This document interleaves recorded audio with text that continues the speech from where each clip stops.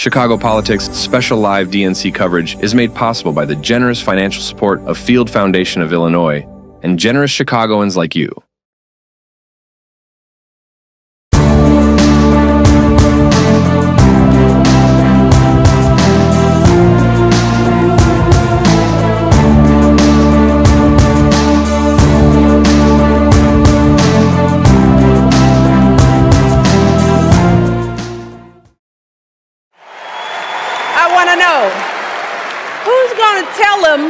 Who's going to tell him that the job he's currently seeking might just be one of those black jobs?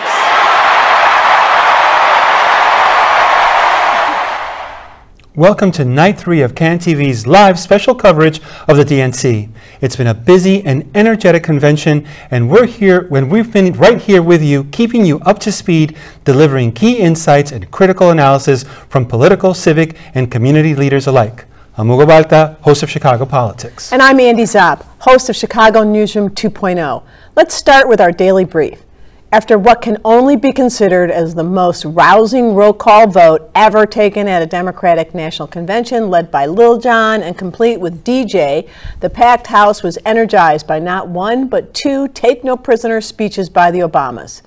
Taking the stage to rousing cheers, President Obama recalled his first time stepping onto a DNC stage and the history that now fills the 2 decades since.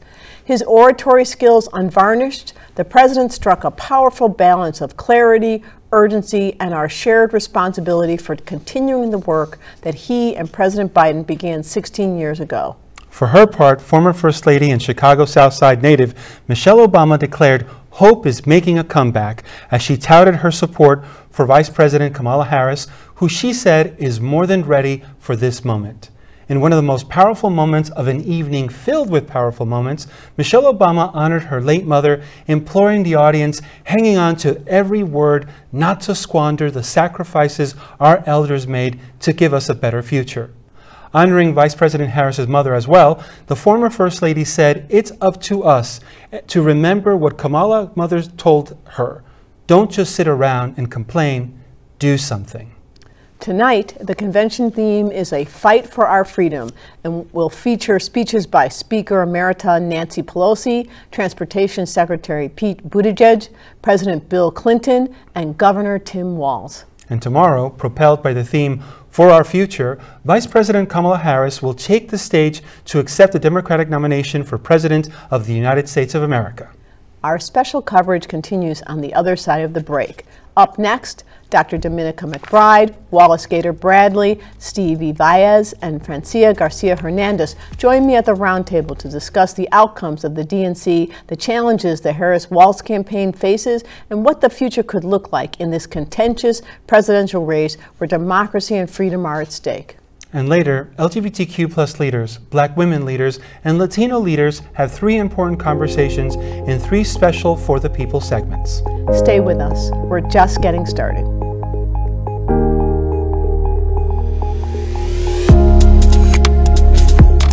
Don't miss Ashley Munson, her Chief of Staff Justin James, the band with no name, and a studio audience for the special live 1-hour edition of Munson Tonight, on the final night of the Democratic National Convention.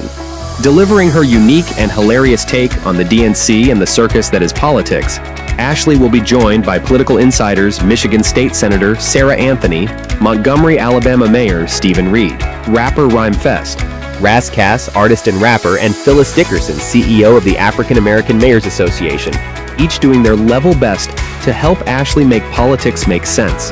Join the conversation and laughter Thursday, August 22nd at 7 p.m. live on CAN-TV Cable Channel 19 or stream on cantv.org or on the CAN-TV Plus app. Hyperlocal news and public affairs. Experience the power of community television live.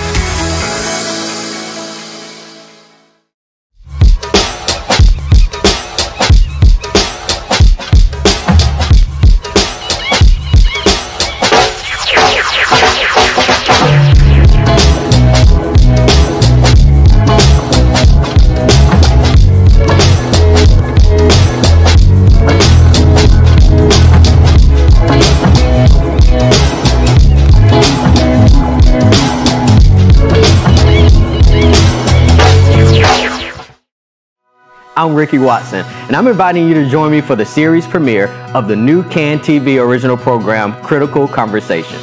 Each month, I'll share space with special guests who, like you and me, are on their journey of self-discovery and deeper understanding. Join the conversation on CAN TV, cable channel 19, or stream live on cantv.org or on the CAN TV Plus app. Elevated conversation and storytelling. Experience the power of community television.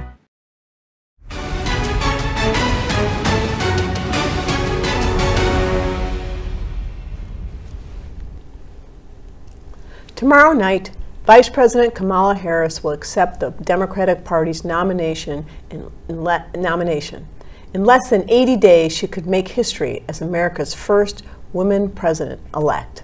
In tonight's roundtable segment, we'll discuss the outcomes of the Democratic National Convention and whether it has been the platform Democrats and Harris specifically needed to sway undecided voters. Joining me are Wallace Gator Bradley, political consultant and host of the Bradley Report, Dr. Dominica McBride, CEO of Become, Stevie Baez, CEO of Chicago Votes, and Chicago Newsroom Roundtable regular Francia Garcia Hernandez, host of CAN TV's show Presente.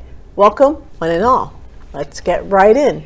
So first of all, let's get your perspectives on how we have 2 days down, 2 more to go. What are we thinking? How are the DNC organizers doing so far? Gator, well, I'll start with you because I'm sure you have a perspective. Yes, I do. After hearing the Republican strategist that be on CNN, he had to admit that they blew the roof off the United Center. And what the Obamas did and what the second man did, or whatever that is, was show the people who Kamala is. And one of the most important things to me is when Barack,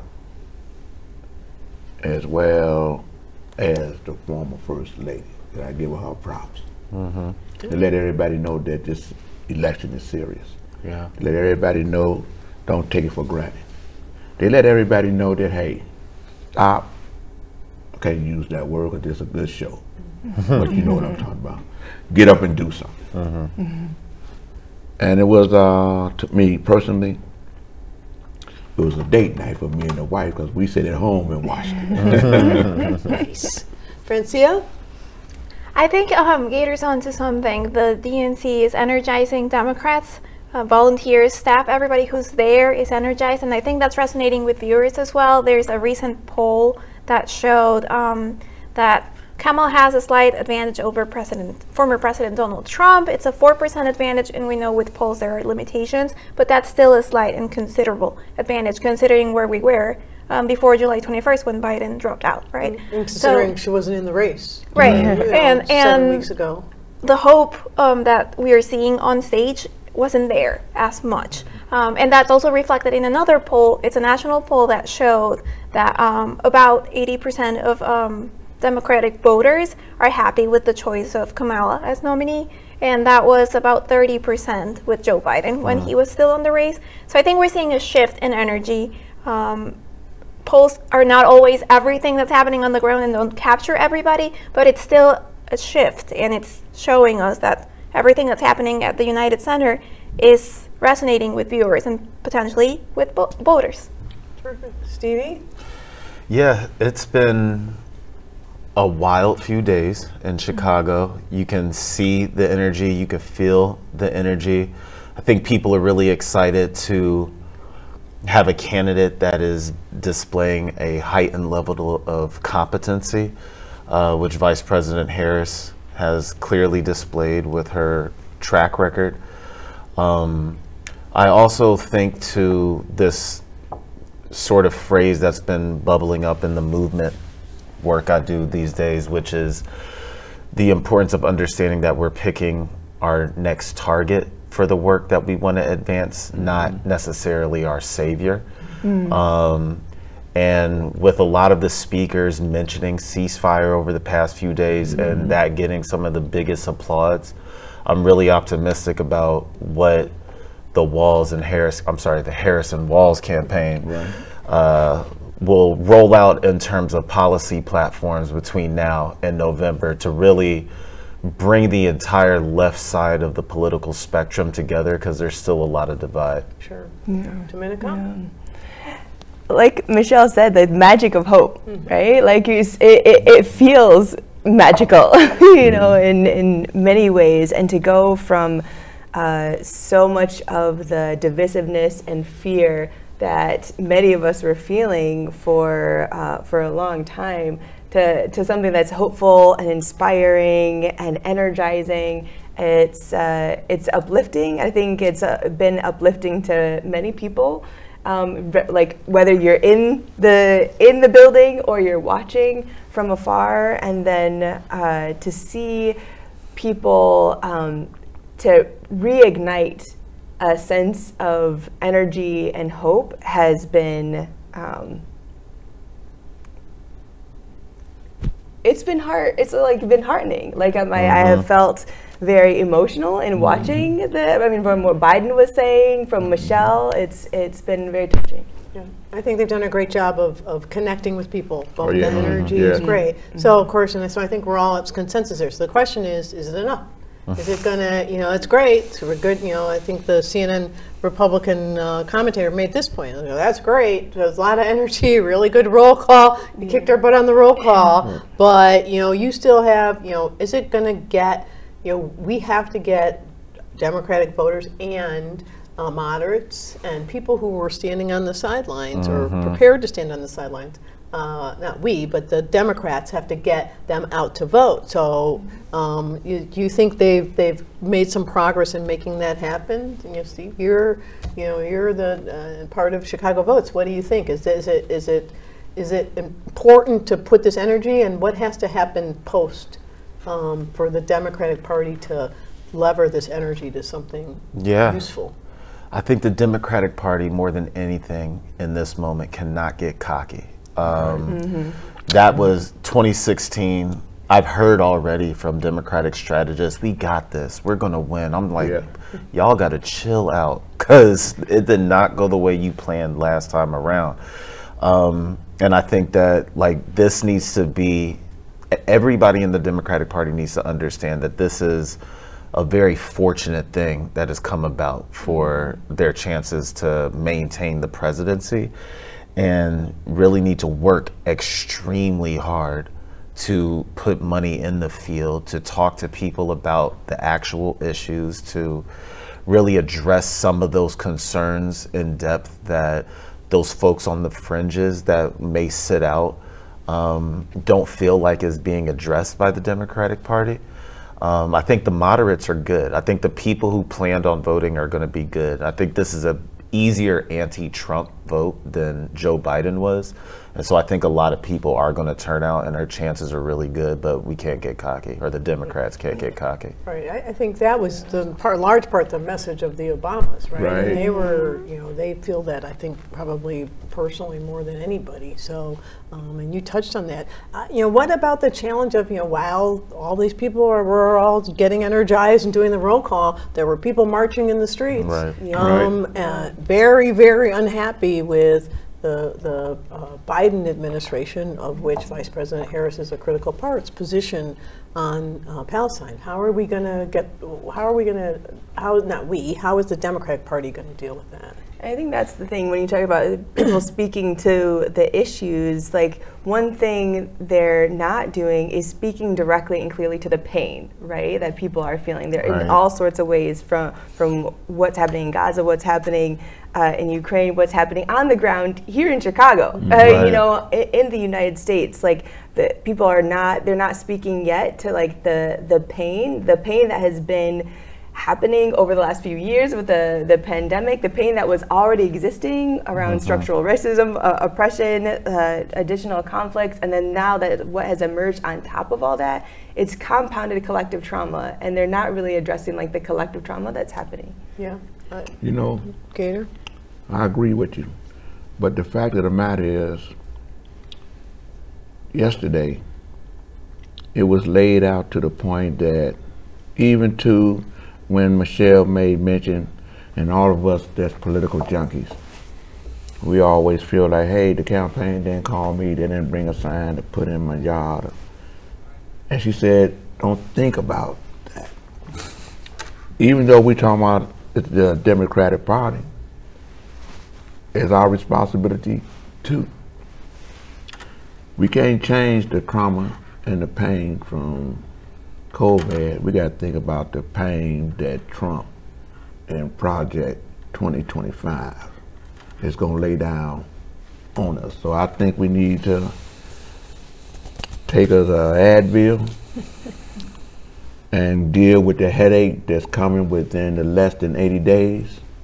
And at the same time, I believe that when Vice President speaks, she's going to speak to those concerns and those pains to the point that she understands. Like even when Biden spoke, he made mention that he's hearing what the people in the streets are saying, and the community is saying. But I think you're both absolutely right. It's critically important. So we only have a couple more minutes, but I do want, Dominic, I want to just touch on what's clearly been a big policy position for them on reproductive rights. You think that's the right place for the party to be? They made a big statement about it on Monday. Everybody's talked about it. You think that's is indeed one of the most important policy issues for Democrats to leverage? It is one of the most important issues for many voters, especially for Democrat voters, but also for Republican voters. And I think everybody is paying attention to that. At the core of issues that matter to voters is always the economy as well. And we saw Harris start speaking about some of her proposals last week. She hasn't shared a full platform, and that's in construction because of the abrupt change.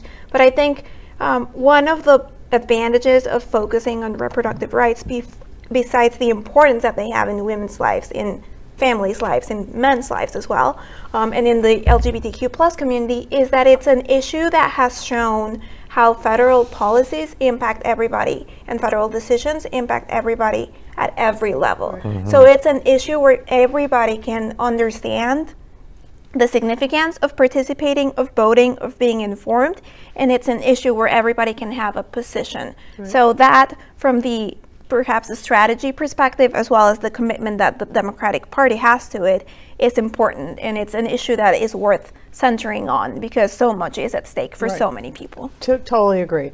And as usual, we've had like 30 seconds. It feels like we've had 30 seconds on a critically important topic, but we are out of time.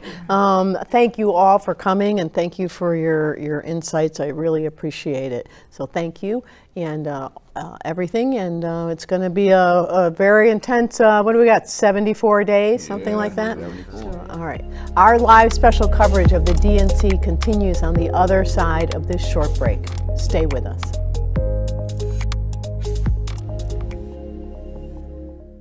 I'm Amy Goodman, host of Democracy Now!, inviting you to tune in to Democracy Now!'s special coverage of the Democratic National Convention.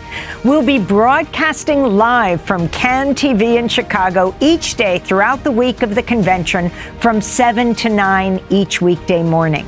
Then tune into CAN TV's special live editions of Chicago Politics throughout the DNC with hosts Hugo Balta and Andy Zopp nightly from 7 to 8.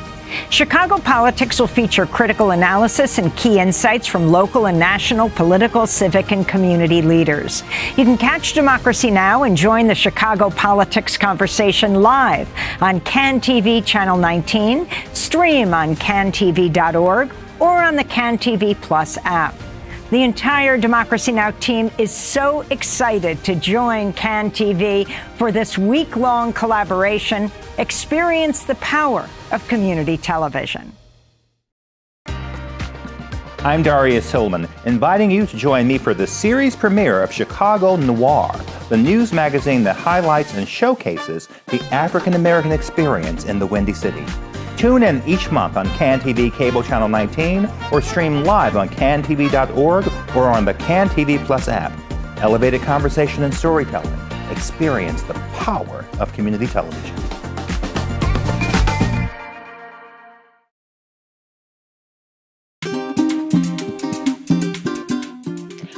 Francia Garcia Hernandez. On the premiere episode of Presente, the Venezuelan sisters behind Klein's Bakery in Lakeview share their journey of building an anchor business. Join us on Thursday, September 12 at 7 p.m. via Channel 19, streaming on cantv.org and the CanTV Plus app. Elevated conversation and storytelling. Experience the power of community television.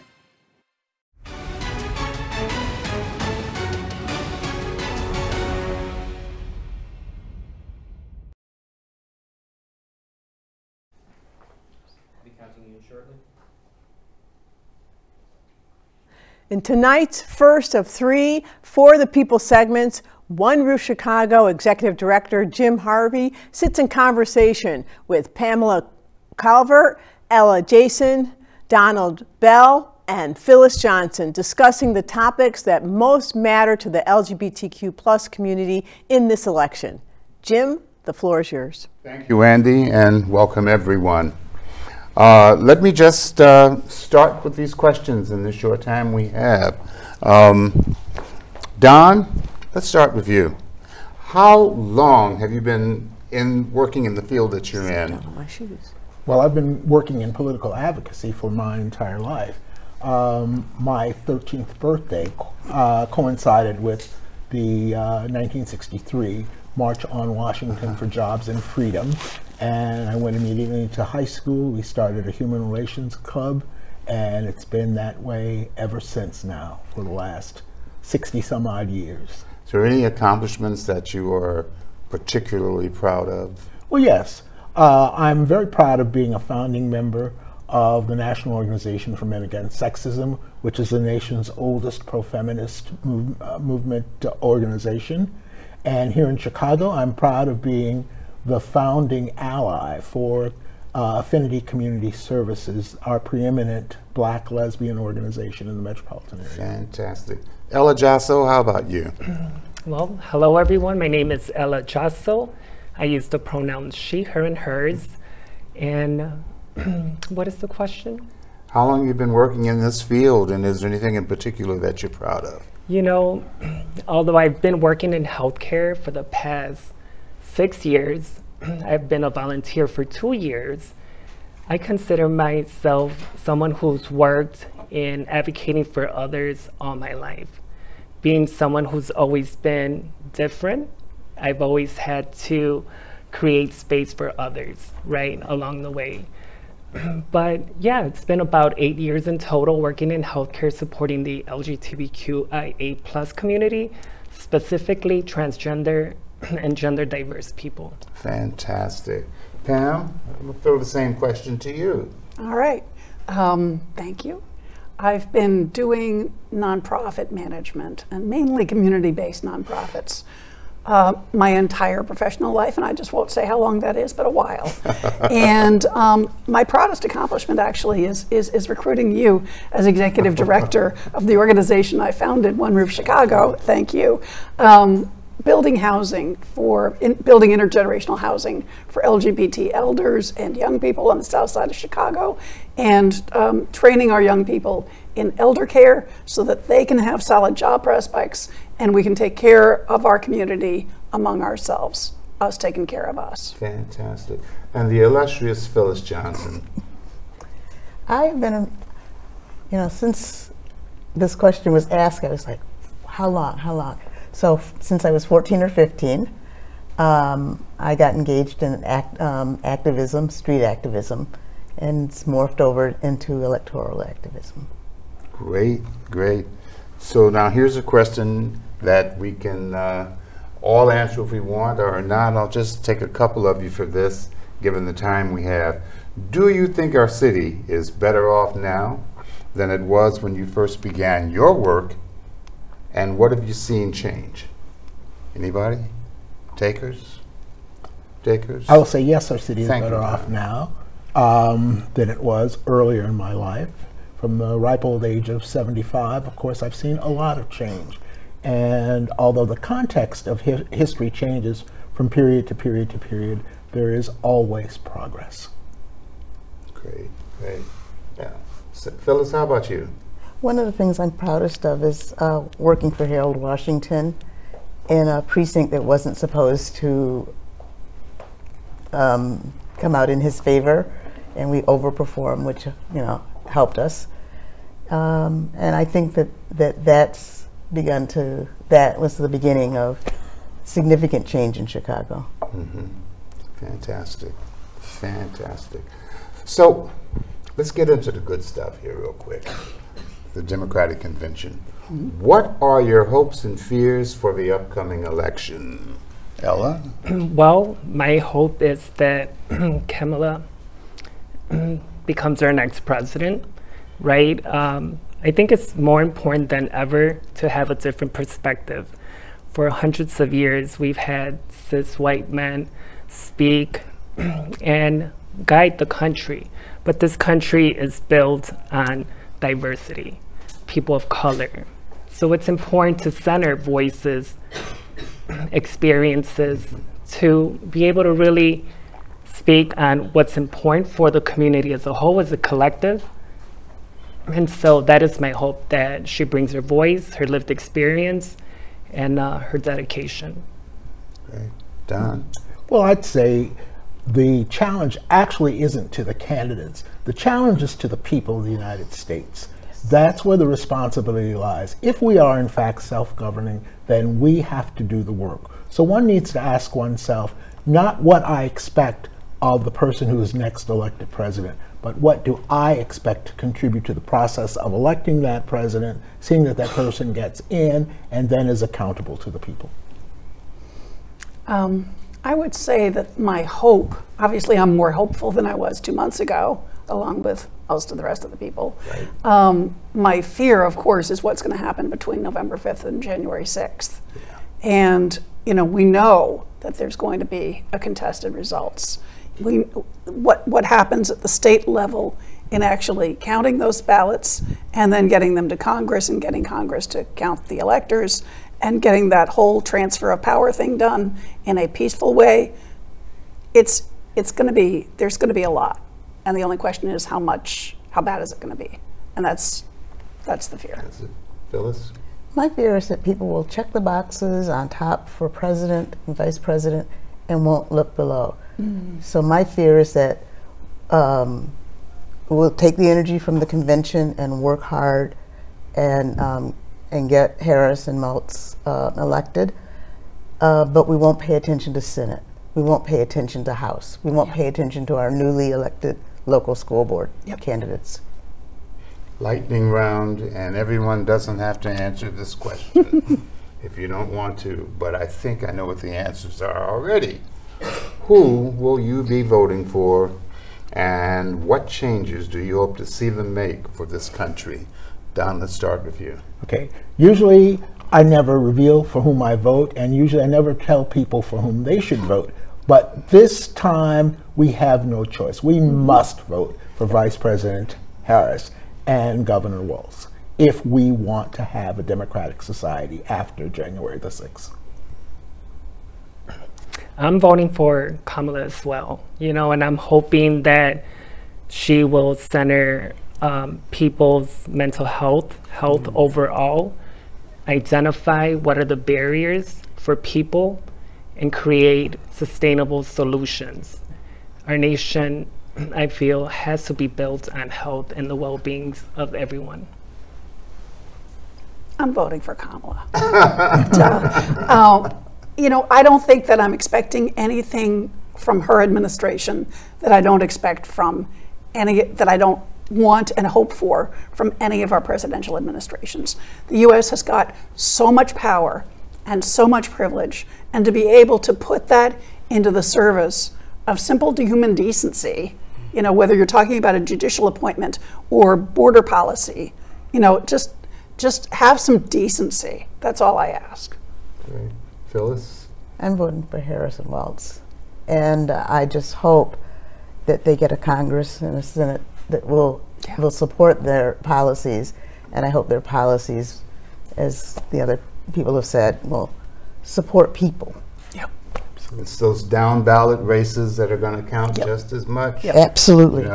We hear all the time about school board races and state legislatures and Secretary and of making, State. yeah, and the Secretary of State, and make certain that those folks are the right folks to protect us on the local level here. You know, Chicago is an island of progressiveness in so many ways, and we know about that, but we want to make certain that at the local level we shore things up. Well, thank you all. Thank you all for this wonderful discussion, and Hugo, back to you. And thank you for that candid, enlightening conversation. On the other side of the break, CAN TV board member Nikki Lang sits in conversation with black women discussing the upcoming election, fears for a second Trump presidency, and the hope that comes with the potential of America's first black woman president. Chicago Politics Live DNC coverage continues right after the break.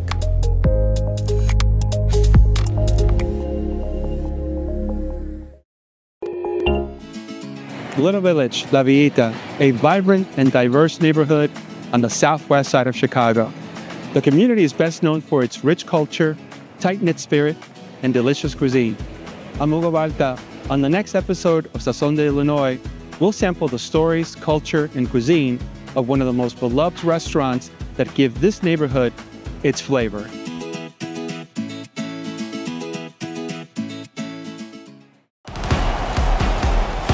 On the next edition of The Compassionate Competitor, I'll sit in conversation with former University of Illinois football player turned coach, Chris James. It might seem like you're down, but all you gotta do is keep battling. Join the conversation on CAN TV Cable Channel 19 or stream live on cantv.org or on the new CAN TV Plus app. Elevated conversation and storytelling. Experience the power of community television.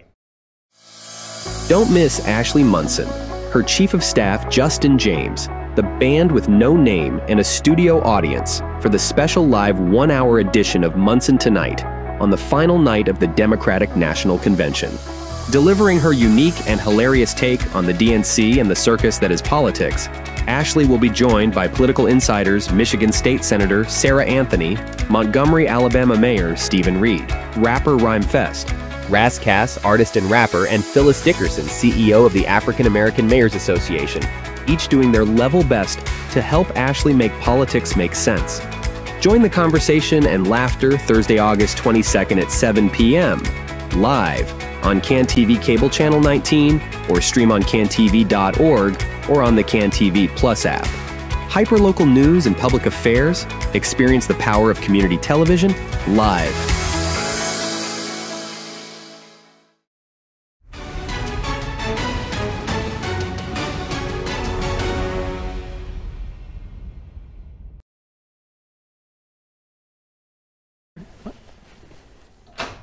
Last night, CAN TV board member Nikki Lang led a powerful discussion with an incredible group of black women, including Sheila Rugege-Dantzler, Dr. Takia Hilton, Tasha Thompson, Cody McSellers-McRae, and Brittany Cage. So powerful and profound was the conversation, we decided to air it in its entirety again for you.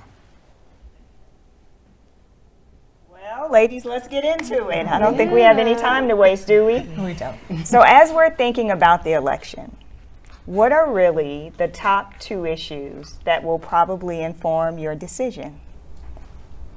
You want to start? Yep, sure. For me, I think it's going to be everything about health care for women, for the elderly. I am in that sandwich generation where I'm taking care of an aging parent as well as a teen daughter. So that will be one of the issues. And then, of course, the other issue is going to be under education. Project 2025 seeks to kind of dismantle the Illinois or the Department of Education. And so I think it just is going to have some major repercussions for children, especially children of color. Say more about that as an educator. Yeah, so I think there are so many things and so many policies and programs that are given to the states to make those decisions.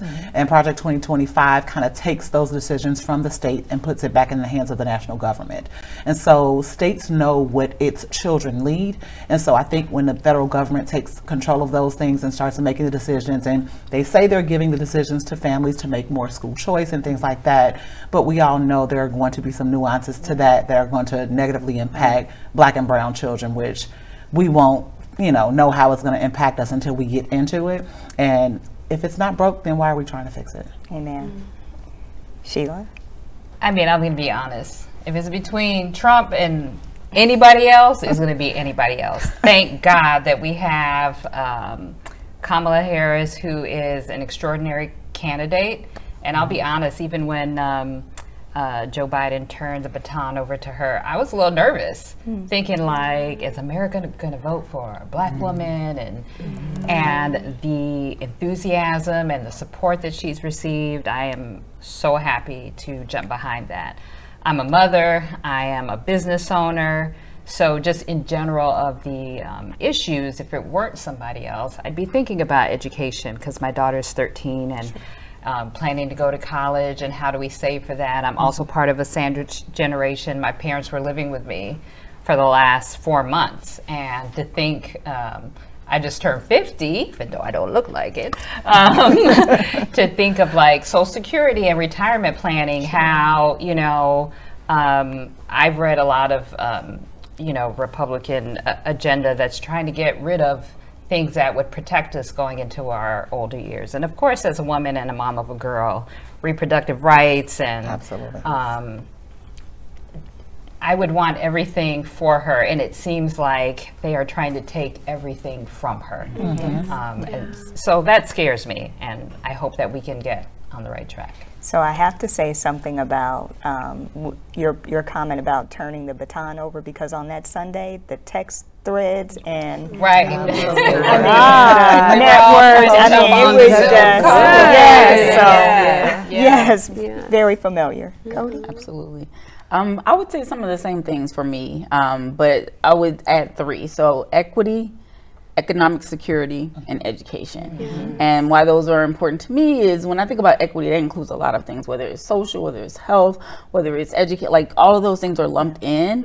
And when we think about equity, equity is like what you need, the individual, not like equality, which is what everybody kind of gets. Like we all get the same thing, but we don't all need the same thing. And so for me, I think that's really important. And education, similar to you all, I have a child and he has a bright future and he's smart and talented, and I want him to have what he needs and to be able to go after that, not because you're black you don't get this, or you live in this neighborhood, this is what you get. So those things, education is really, really important to me.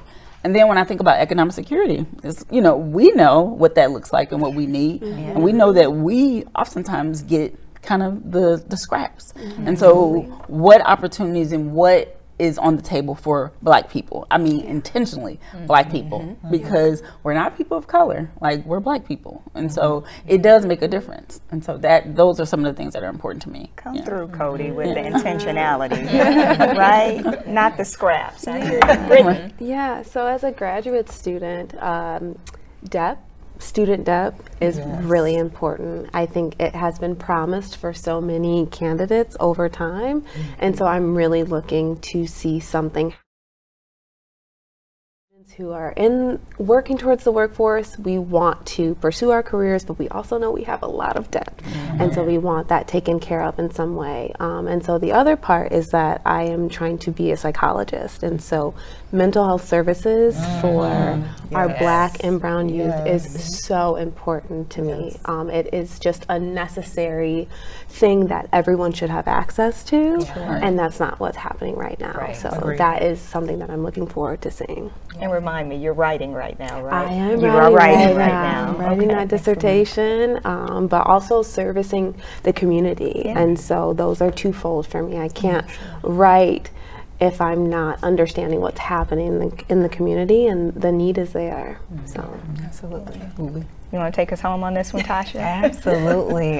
You all were spot on. I believe that the economic piece for Kamala is going to be really strong for me right now, especially as we talk more about equity and black voices as it relates to being able to capitalize in this country for black people and being able to have access to more money and more funds so that we can leave those legacies as business owners and as entrepreneurs. And as an entrepreneur myself, I couldn't imagine not having access to the minority network value that we see right now in large cities, especially as it relates to economic development.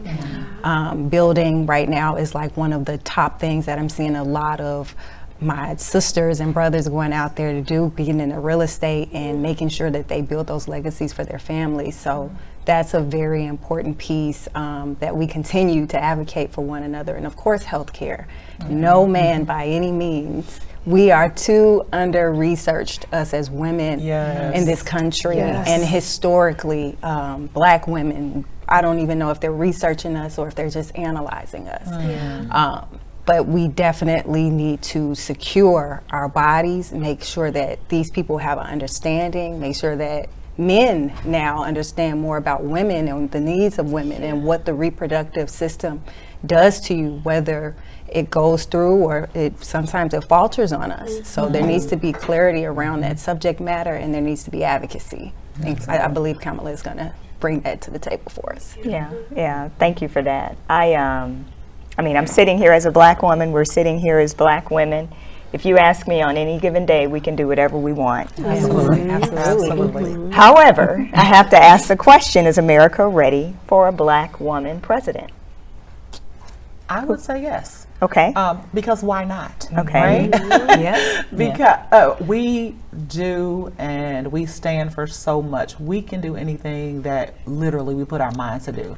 You put a task in front of a Black woman and we're going to get the job done no matter what. And so historically, our mothers and our aunts, we've seen them do some amazing things, and the things that they have given up, they've given up for their families. And so Kamala Harris, she's married and she's doing her thing. She's been an attorney. She's lived the dream, and now being able to watch her pour that back into the community and to people, to be a servant in that magnitude, I think that's awesome. And I think we're going to do great things under a woman leader.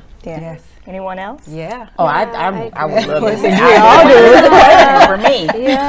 Why, I think why not? And we've already had the other candidate. We know what happened during that time. So I think giving her a chance, because she's been a senator, she's been an attorney, she's done things that has positioned her, which why the president had confidence in putting her in everyone. And you see the amount of money she raised in just 24 hours. So to me, I think that's important, but I do understand why the concern, because we know as Black women how Malcolm X said it, that the most disrespected person on the planet is the Black woman. And we know that, I feel that sometimes from our own men, from any and everybody.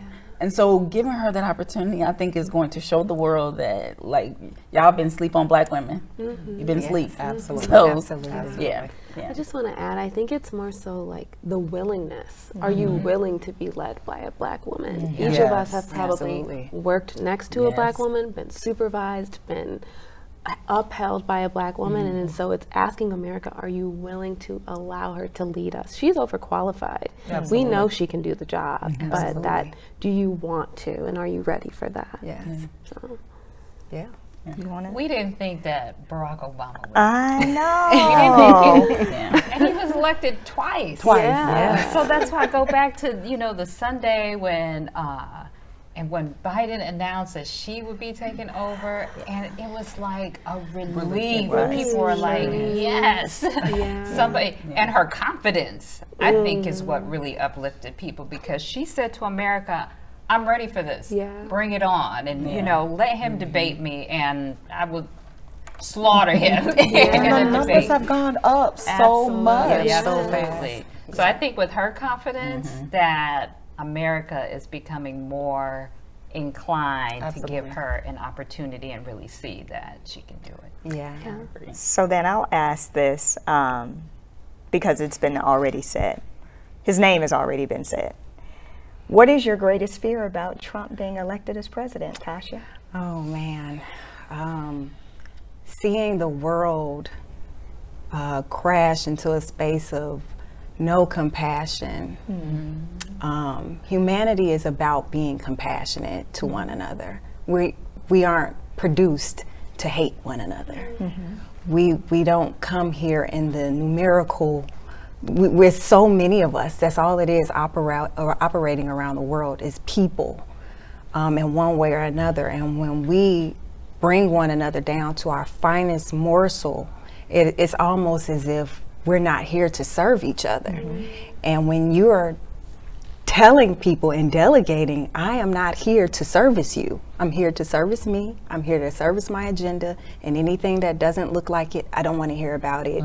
And name calling and what have you, and turmoil, and just the chaos and the world wreck. It is scary to think about how seeing a Black woman is going to change things, you know, just to kind of integrate both of those questions about whether America is ready for a Black woman president as well, because Kamala also identifies as an Indian woman, and that is very, that exclusivity about her namely speaks to, this is us. This is America. You got it. And I think that's going to be the last word. Thank you. Thank you. Thank you. I think we showed up well today in everything that we had to say about Black women. Absolutely. What a powerful conversation. Sincere thanks to Nikki Lang, Brittany Gage, Sheila Rugege-Dantzler, Dr. Takia Hilton, Cody McSellers-McCrae, and Tasha Thompson for sharing their honesty and insights. When we return, Miguel Blancarte sits in conversation with members of the Illinois Latino Alliance in tonight's third and final For the People segment. Stay with us.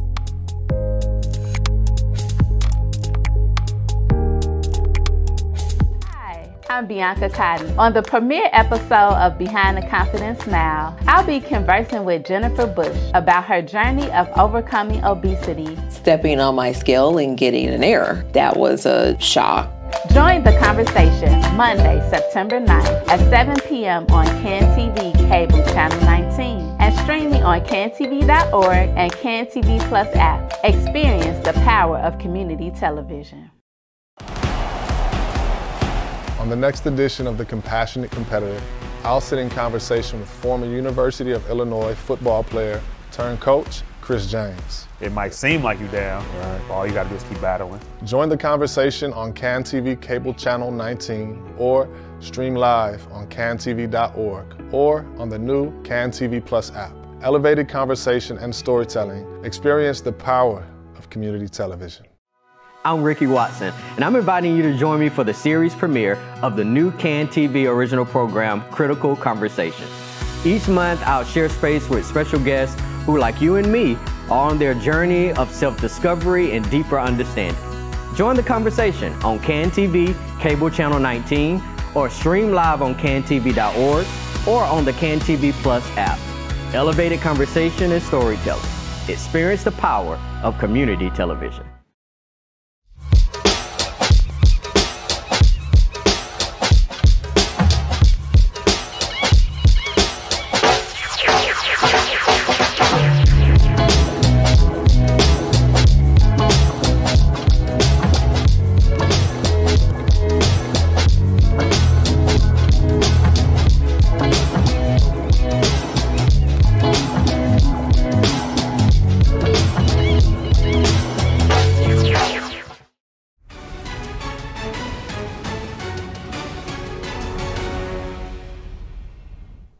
On tonight's third and final For the People, Miguel Blancarte sits in conversation with fellow Illinois Latino Alliance members Juan Carlos Linares, Cristina de la Rosa, and Marcela Rodriguez, discussing the issues that matter most to the Latino community this election cycle. The floor is yours, Miguel.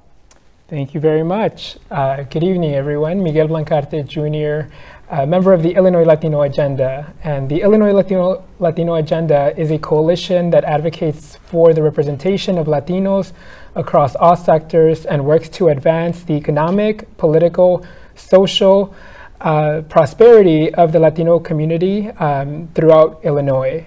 Collectively, we serve hundreds of thousands of Illinoisans. And here today with me, I have three ILA members. Our three panelists are going to be Cristina de la Rosa, Executive Director of Erie Neighborhood House. To my left here, I have Marcela Marcy Rodriguez. She is co-executive director of Enlace Chicago, and Marcy is also a co-chair for the Illinois Latino Agenda. And we also have Juan Carlos Linares, who is the president and CEO of Association House of Chicago. Thank you all so much for being here today, for joining me in this conversation. And just to kick us off, I want to ask Juan Carlos, from your perspective, what are the critical issues at stake for the Latine, Latino, Latina, Latinx communities in this presidential election, and why? Yeah, thanks, Miguel. So there's a lot of issues, right? But we kick off, I think, with our own identity, right? So Latinos, we have thrived here in Chicago. We have thrived around the country. I feel like we've really been heard through this Democratic National Convention, but that's a threshold thing, right? So being heard, being seen, presence is one thing. But pointing out, you know, we have CEOs here, right? We have a 26th Street that's been the second largest revenue generating area in the Chicago area for like 20 plus years. So the next step isn't just presence and identity, it's how do we bring resources back in an equitable way to represent us so that we can go out and thrive further. And Christina, same question for you.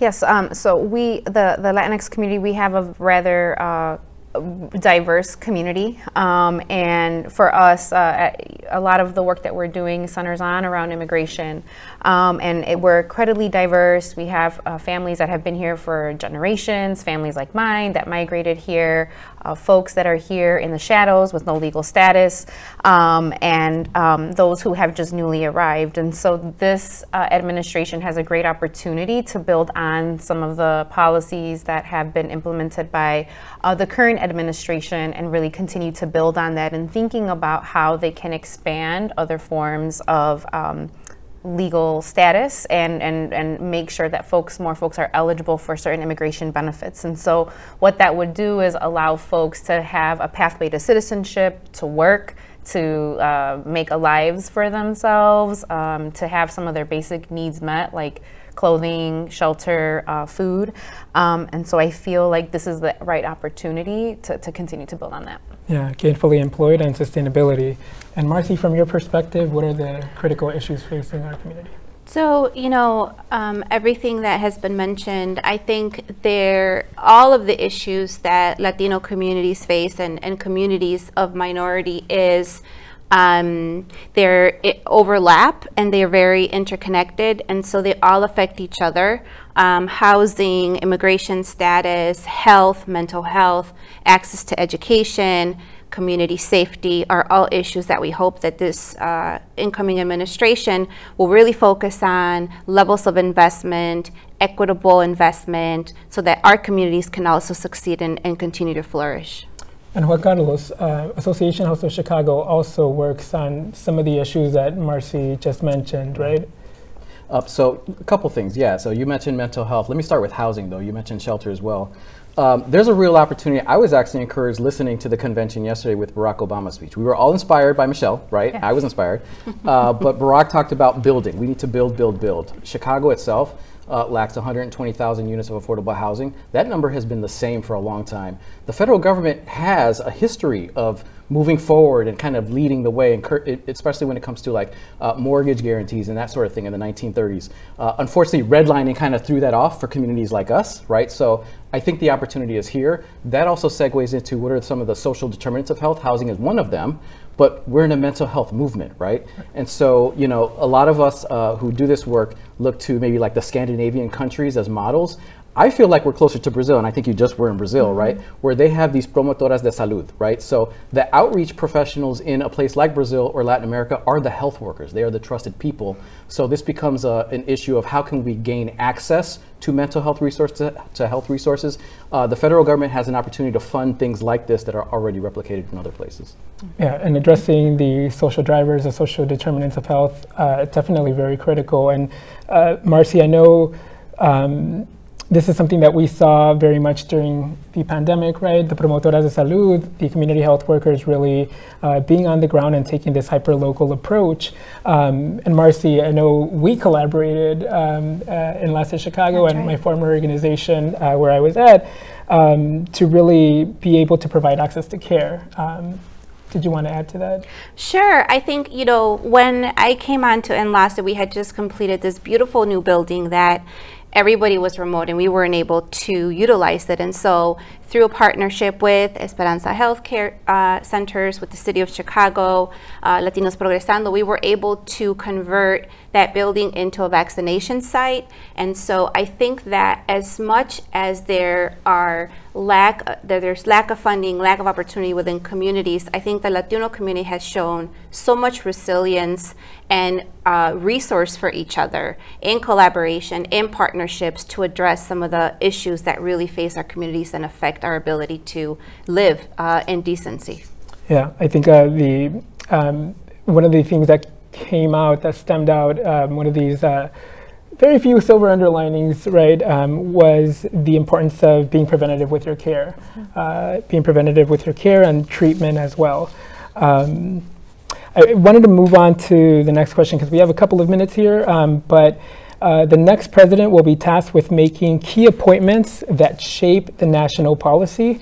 How important is it that Latino voices be represented in these decisions, and what should we, the Latino community, do to ensure that we have a seat at the table? Juan Carlos. Yeah, I mean, this is an interesting election in that, as our population grows, the Latino population, the Latino voting population, my own son turns 18 this year, so he'll be voting for the first time. I think as important as having folks go out to vote, it's what are you voting for, right? Let's educate yourself, but that's our responsibility as well to get that education out there. Specifically, you asked about appointments and that sort of thing. I teach law part-time, and the Supreme Court has never been as controversial a topic as it is today. I mean, we know with the Roe decision coming down, that sort of thing. At the federal level, who the president is going to be super important for our national future, but it also comes down to just a very local, like who are we talking about locally and what are their issues as well? Yeah, and one of the issues the Illinois Latino agenda really deals with is representation, civic engagement, and ensuring that we have equitable representation at all forms of government, because we do deserve that representation. Juan Carlos, Marcy, Cristina, thank you for your powerful insights tonight. As we've heard this evening, the election isn't about candidates. It's about the future of our communities. The administration will have the power to shape policy, representation, and the very fabric of our communities. It is up to us to ensure that our voices are not only being heard, but also that we lead the way. Let's stay engaged, let's vote, let's continue advocating for equitable and just communities. Please visit IllinoisLatinoAgenda.org for more information about the coalition. And Hugo, I'll pass it back to you. The challenges are great, but the opportunities are even greater. Muchísimas gracias a todos ustedes.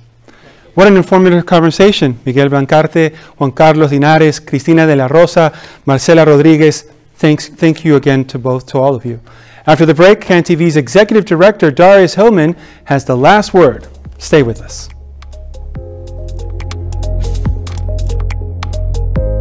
Democracy Now! Inviting you to tune in to Democracy Now!'s special coverage of the Democratic National Convention. We'll be broadcasting live from CAN-TV in Chicago each day throughout the week of the convention from 7 to 9 each weekday morning. Then tune into CAN-TV's special live editions of Chicago Politics throughout the DNC with hosts Hugo Balta and Andy Zopp nightly from 7 to 8. Chicago Politics will feature critical analysis and key insights from local and national political, civic, and community leaders. You can catch Democracy Now! And join the Chicago Politics conversation live on CAN-TV Channel 19, stream on cantv.org, or on the CAN-TV Plus app. The entire Democracy Now! Team is so excited to join CAN-TV for this week-long collaboration. Experience the power of community television.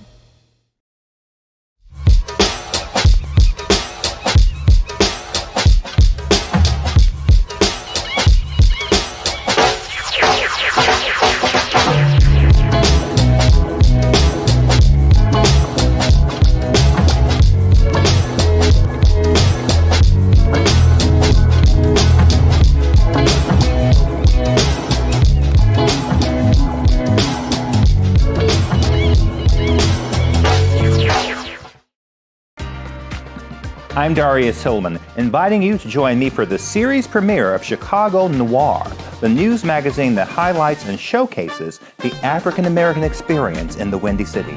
Tune in each month on CAN-TV Cable Channel 19 or stream live on cantv.org or on the CAN-TV Plus app. Elevated conversation and storytelling. Experience the power of community television.